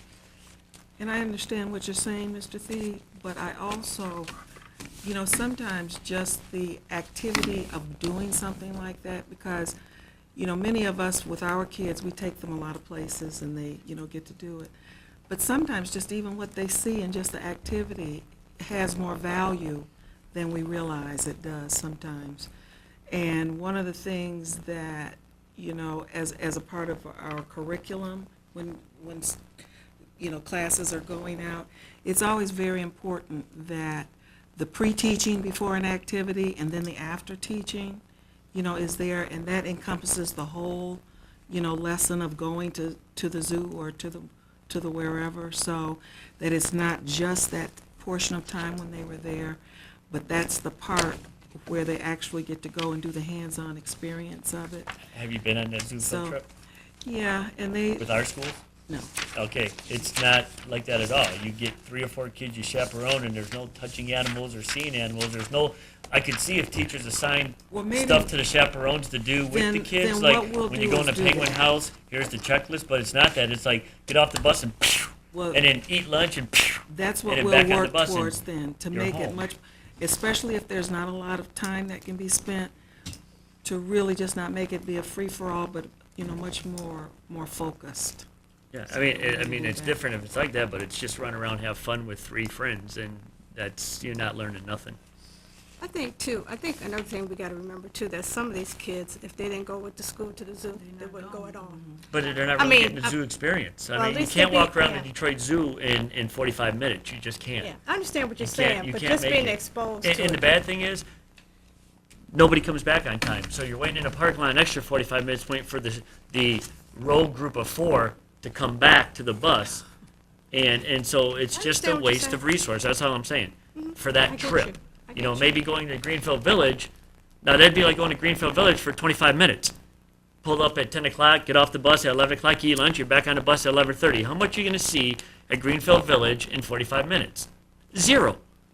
You're not going to get nothing accomplished, and it's a waste of money and resources on our part. So we have to look at these field trips as how beneficial it is to the kids. Not just to go have fun because as a parent you may not be able to take your kid to the zoo that day because that kid's not getting the benefit of the zoo going with the school. It's a waste. That's one field trip we should axe. Unless Maybe we should just revamp it's a learning it. curve. Yeah, maybe we should I revamp just- it and then Right. Right, yeah. but I Put don't know, together I some just other kind of guidelines. feel that, and this is just my opinion, because, you know, coming up, when I was a kid, you know, it, like Ms. Buckley said, if I didn't go, my parents didn't take me, couldn't take me. So just to have that experience, and I think for a child, Exposed. it doesn't matter if I saw a lion or a bear or if I saw the penguins in the aquarium. It was the fact that, wow, I got an opportunity to go to the zoo. And so, like you're saying, maybe it could be more purposeful, or maybe it could be something that could be closer to home. But I think one of the things that we need to be careful of as a board is that those particular decisions, I feel, should be decided at the school level on what fits for them. So like, for instance, maybe at Barth, they really enjoy doing the science camps. And so they do that. So they may not take their kids to the zoo, but that they do the science camp instead. So I just think, you know, one of the things that we need to make sure is that we continue in policy to say, you know, let's make sure that the trips that the kids are taking are educational and beneficial, and that they are getting something that they need, but then also to charge the superintendent with the message of, you know, making sure that we are cost effective and keeping in mind some of the things that you are talking about, and making sure that we get that parental input on, you know, what is our parents' times like, you know, so then you have that whole picture. So then you're, like you said, you're not, you know, just, you know, taking Right. 45 minutes to get there, and you know, And you're that was walking my through the- point, make it yeah. educational, because Yeah. when we went to school, you didn't ask how much money it cost. Now we have to ask how much Well, money it that's costs true. because we don't Yeah. have a bag full of money.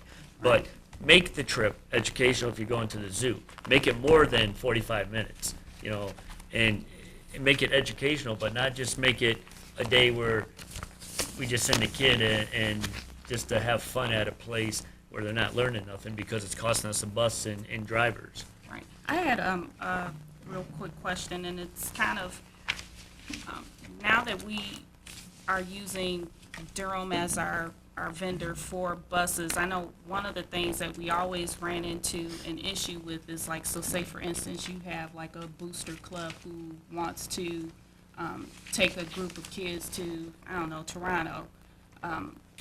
There's those fine lines of, well, we had to use our bus fleet because it was, you know, the Romulus. So are we still up under those types of restrictions now that we are working with Durham? And so like, say for instance, if they wanted to do a trip and could they then order a charter bus?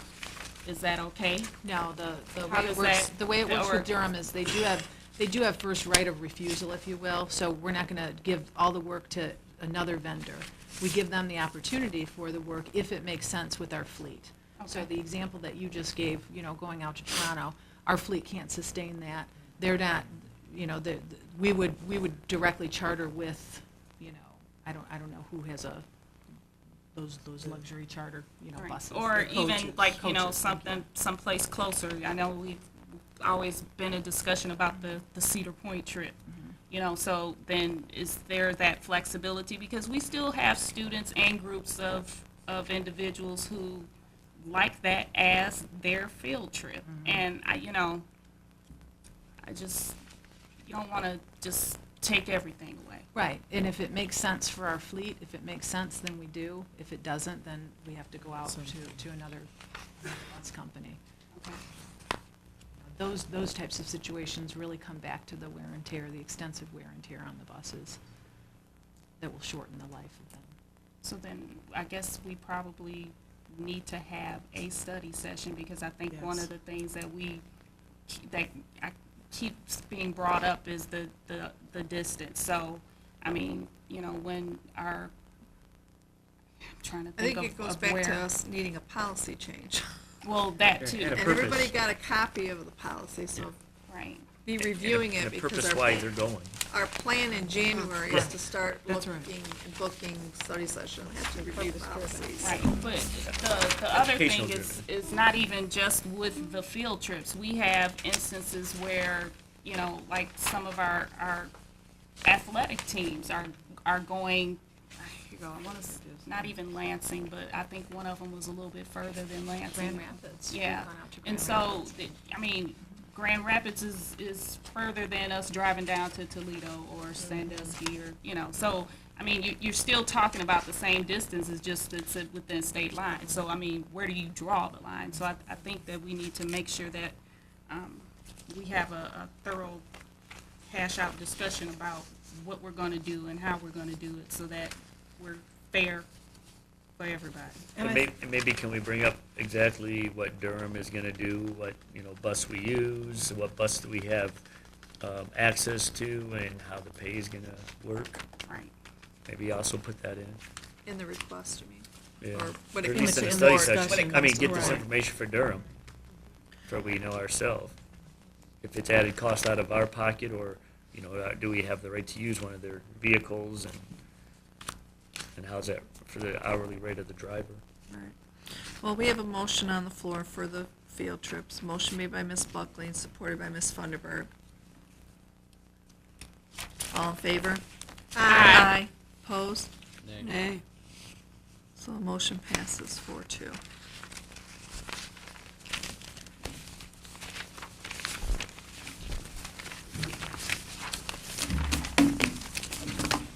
And we will look at the policy, and that way we can address all of the concerns and stuff and get them put into our policy. Madam Chair, can we get like a 2-minute break? Would that be okay? Yeah, that's fine. Rest of us for 2 minutes. I'll call our meeting back into order at 7:46.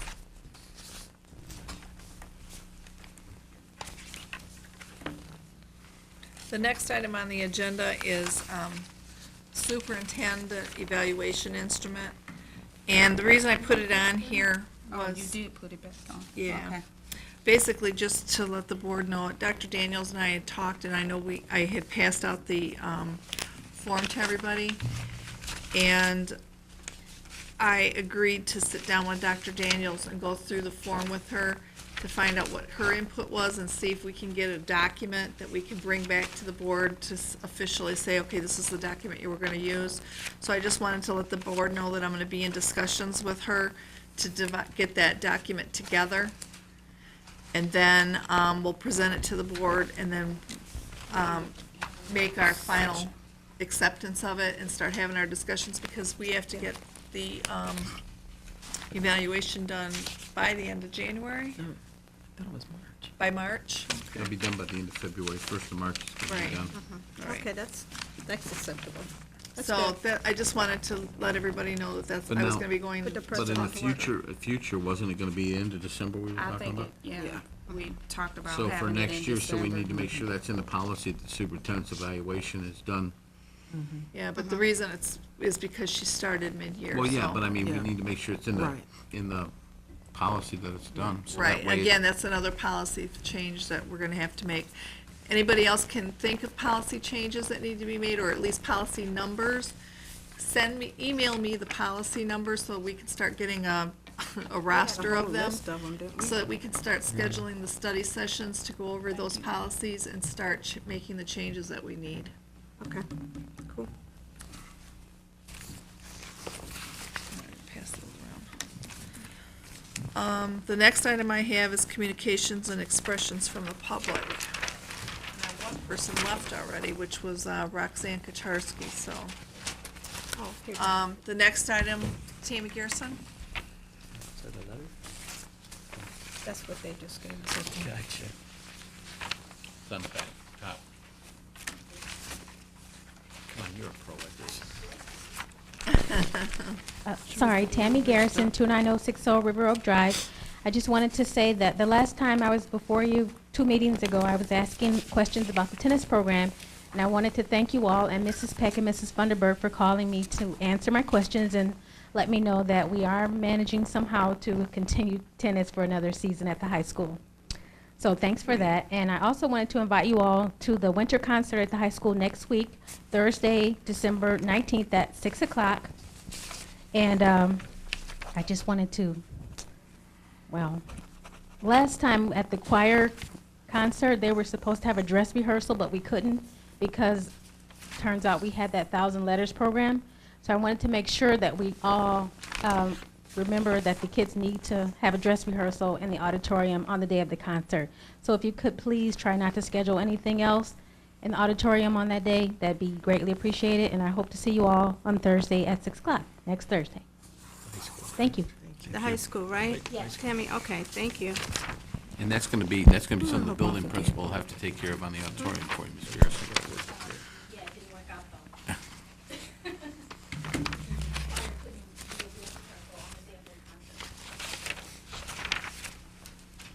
Okay, the next item on the agenda, thank you, Mrs. Garrison. The next item is questions and concerns, board members. Mr. Kudrick, No, not at this time, Madam Chair. Mrs. Kraut. No, but I guess if this is gonna be the last meeting before the new year, I would wanna wish everyone a happy holidays. Oh, that's right. Mr. Thie? I'd just like to bring up, if anybody got their winter tax statement, because I know a lot of people, taxes are a big issue to them, but I have my winter tax bill here, and it's like $854, and less than 200 of that actually goes to Romulus School. And over 600 of it goes to the county, to a county jail I'm never gonna use, I hope. I know, right? And other things, but, there's other stuff on there, like the Detroit Institute of Arts I'm paying for, which obviously that's probably gonna be gone shortly too. But, yeah, the building could be there, but the art, but, there's so I know, much. right? The majority of my tax bill is nothing but county stuff. And, there's only 3 things on here for Romulus Community Schools, and, the non-homestead, 0, and the hold harmless only like 32, and a sinking fund in the school debt. So it's less than $200 I'm paying, but a lot of people, I think they look at this and see the whole bill as going As to us. Yeah. And it's us. not. And the city of Romulus gets 0 out of this bill too, because they get their taxes collected in summer, but. And when we were talking about the summer tax collection, we weren't talking about the whole tax bill. We were talking about just the school tax Right. portion. So like Mr. Thede is saying, less than $200 that's on his bill, that's what would be added onto his summer taxes for the following year. When we get to the point of doing the summer tax collection, we've delayed it a year to kind of get the PR about it better. And I think that But was the a city good collects example. all theirs at one time. Yes. Pardon me? And the city Yeah. collects ours Yes. at one time, but we were the bad guys because we Right. wanted to do it. Yes. Right, yep. And I also got to attend the special Isn't person that amazing day. how Hey, that works? My turn, you gotta talk. The city already does it. And I also got to attend the special person day at Rommel last week, and I happened to be a special person recipient for my daughter and her class. So it was actually pretty fun, Miss Whaling's class, and we did some projects and made some art with cookies and glue and things like that. And then after the special person day, I got hit with the Christmas list from my daughter, so I assumed why I was there. So it was a fun function over there.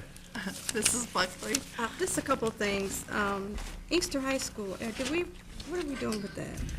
Right now, we've got a couple of things going on. We're winterizing it, but there's also legislation, we're looking at a couple of things, so I'm gonna be bringing back as soon as I have something, more solid for further discussion, but the legislature is currently looking at, providing funds for demolition. Some of the buildings that folks received were in just horrible shape, you know.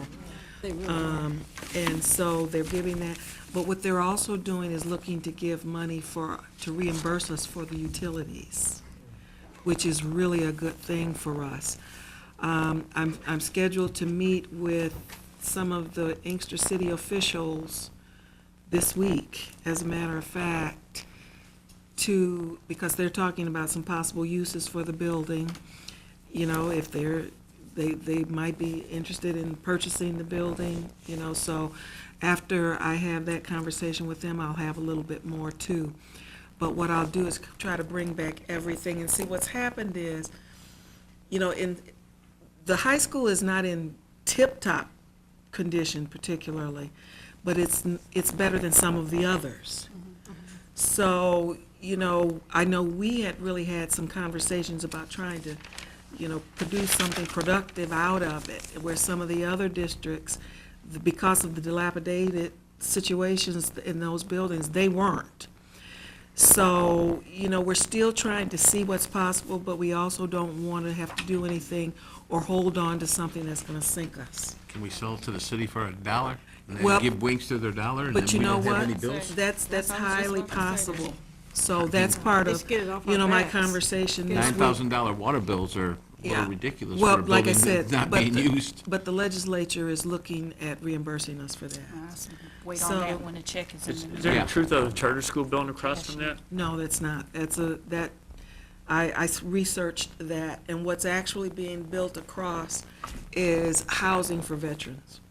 The veterans housing unit that's going Good. up. So I had heard that they were Yeah, building I a heard that too. charter school, and so I went after that one, and that's not accurate. So that was a good thing. I had two other things Sure. that were in your update regarding the offer and the resolution. Was that just a FYI or for us to It talk was an about later FYI, date? I had just gotten that. Okay. You know, so I was sending it right on out. Okay. You know, and I gave you all of the information that they sent us. The realtor was really not recommending, you know, because it was really a lowballed I guess so. price. Yeah. But of course, you know, we can come back and, you know, you can make a decision on, you know, what you would like to do. You know, if you want to do a counter offer, you know, I can do that. Have them come back.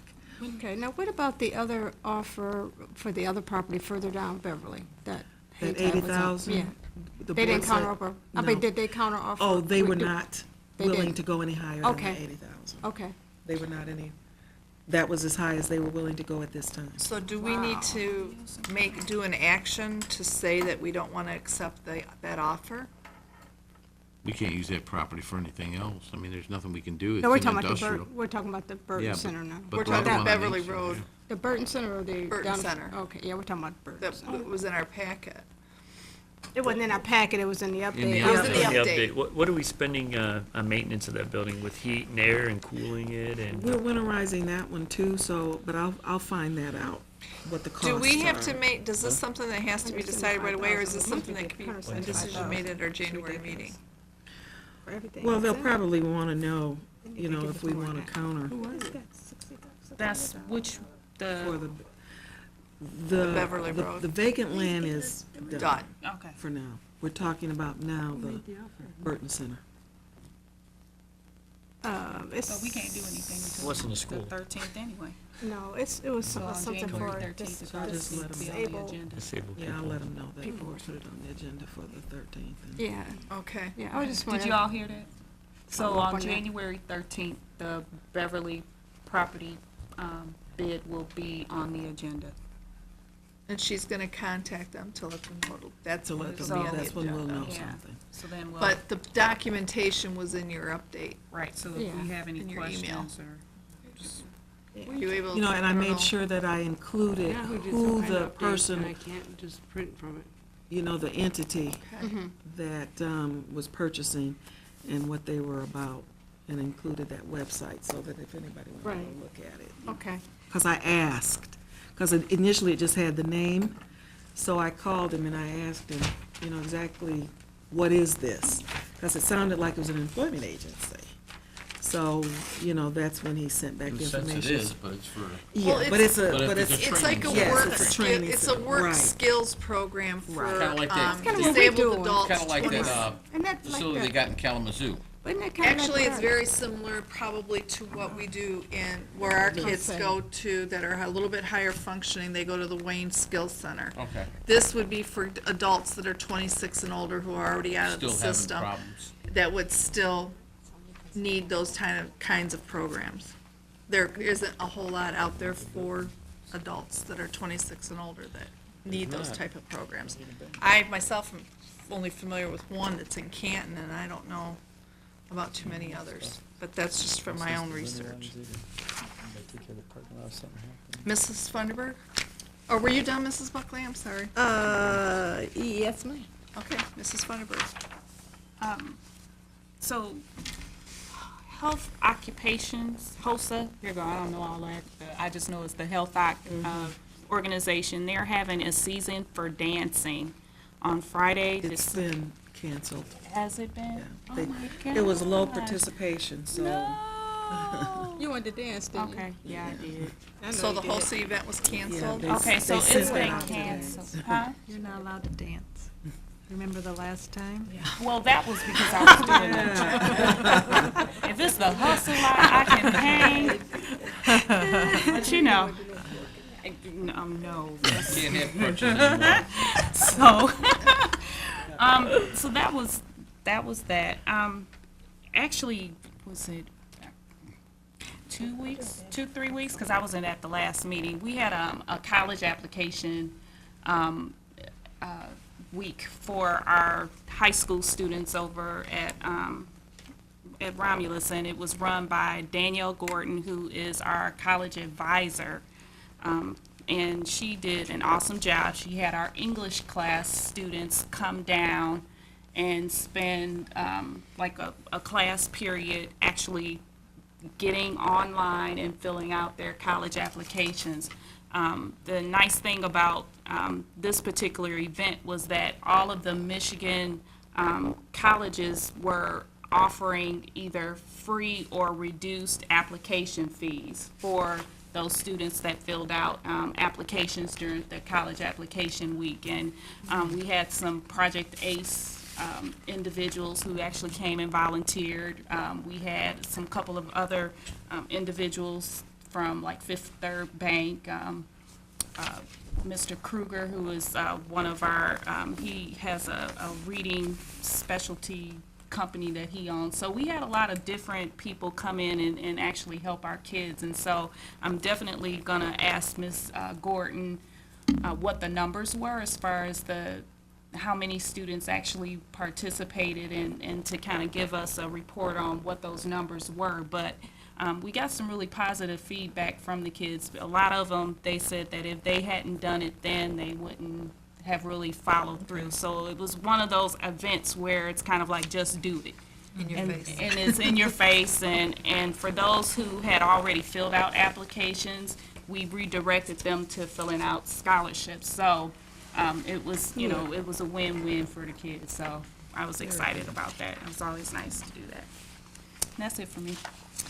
And I'll probably remember something after we adjourn. And I'm just trying to look at our calendars here. I know that there's a Student of the Month coming up. I did have one thing, but okay.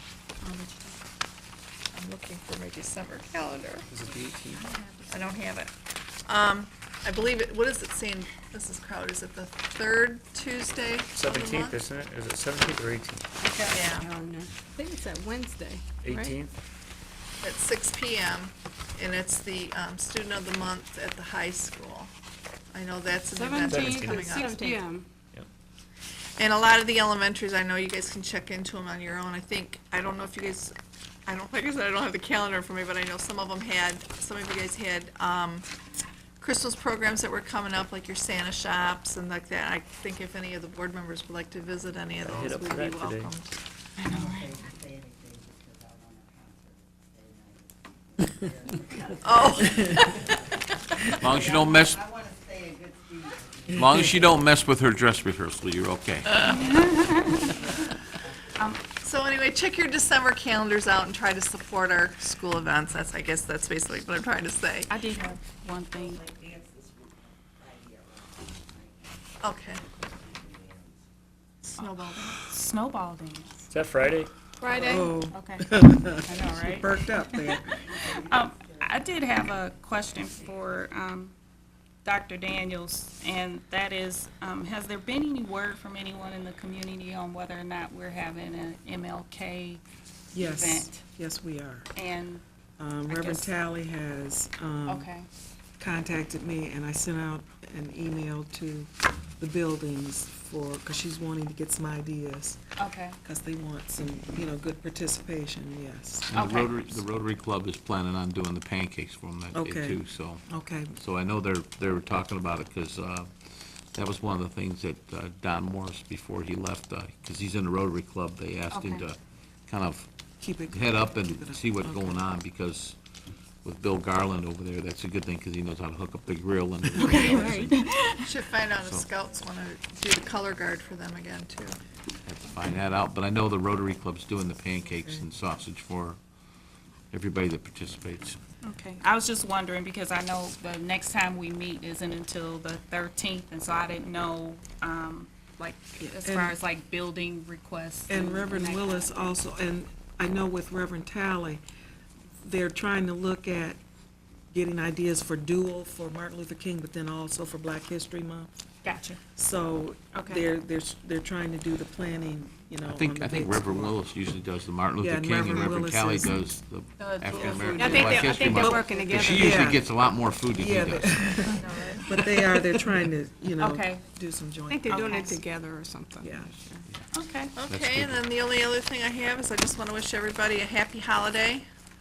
Be safe. Enjoy your families and friends. Oh, wait a minute. With Now, that- you gotta throw that one in there, huh? And with Family. that, I need a motion for adjournment. Make a motion to adjourn, Madam Chair. Motion made by Mr. Kudrick, supported by Mr. Theed. All in favor? Aye.